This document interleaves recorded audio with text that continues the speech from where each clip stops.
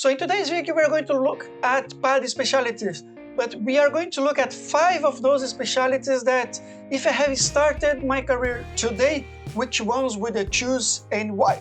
So stick with me until the end, where I'm going to give you a bonus tip or a bonus specialty. So without further ado, let's dive into it.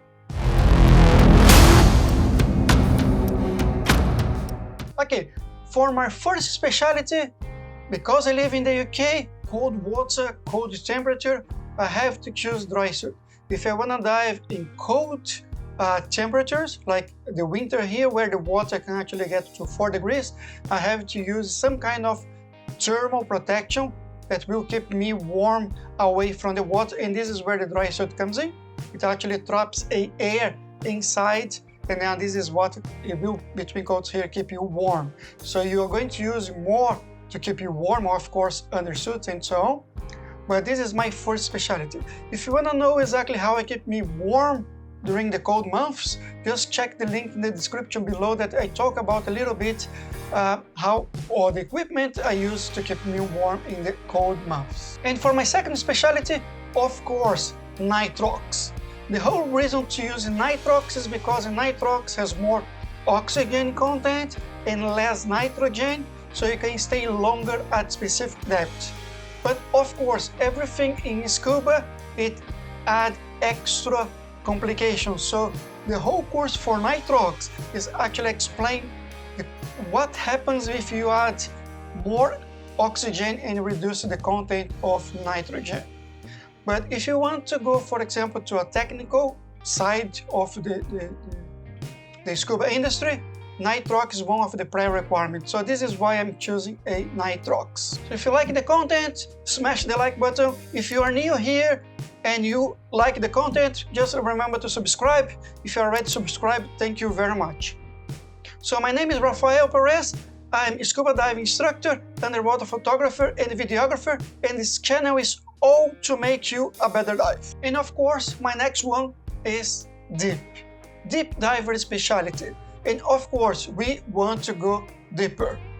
But there are consequences when we select, okay, I want to go deeper.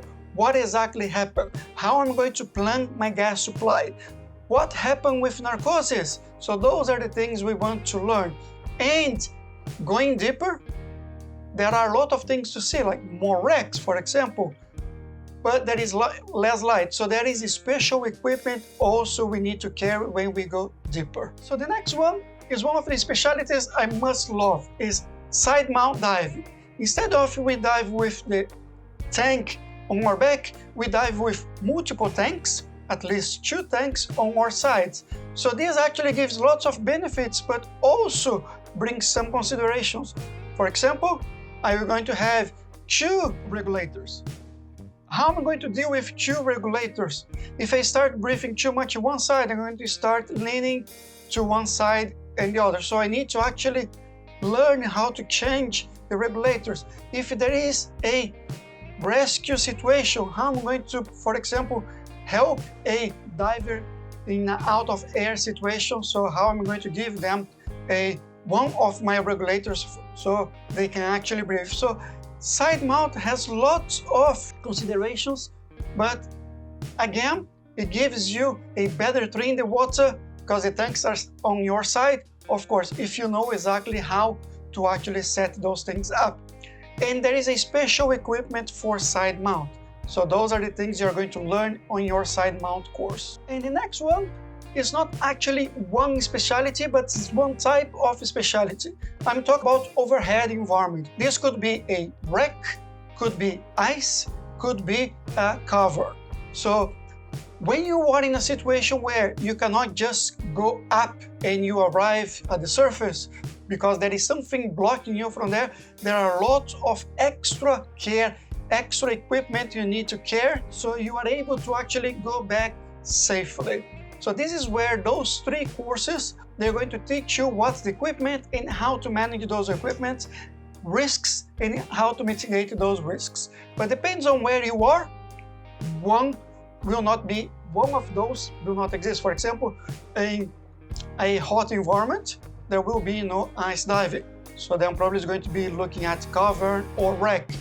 On the other way around, for example, you may have a ice location where you don't have wreck or you don't have a cover. So this is where it's going to be specific where you're going to learn. As for a bonus, it's a self-reliant specialty.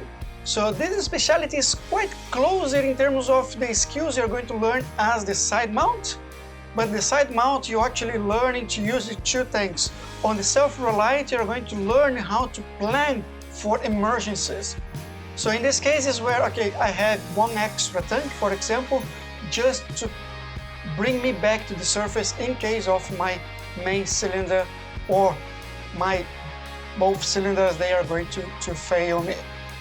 So I assume that every single diver should be self-reliant. It's not that you are going to dive solo by yourself, but in case of your buddy is a little bit far, you don't need actually your buddy. You can actually fix most of the problems by yourself instead of having dependency on a buddy. So in this video we actually saw my top 5 specialties. If it was going to start today, those are the specialties I would have chosen. But which specialty courses do you have? Let me know in the comments below. And which specialty you want to take the course in the next few months. But also remember, is there any specialty that you did in the course? Why did I take this course? It was just a money throwaway? Just also let me know in the comments below and let's have a discussion which specialty is good and which specialty is not good.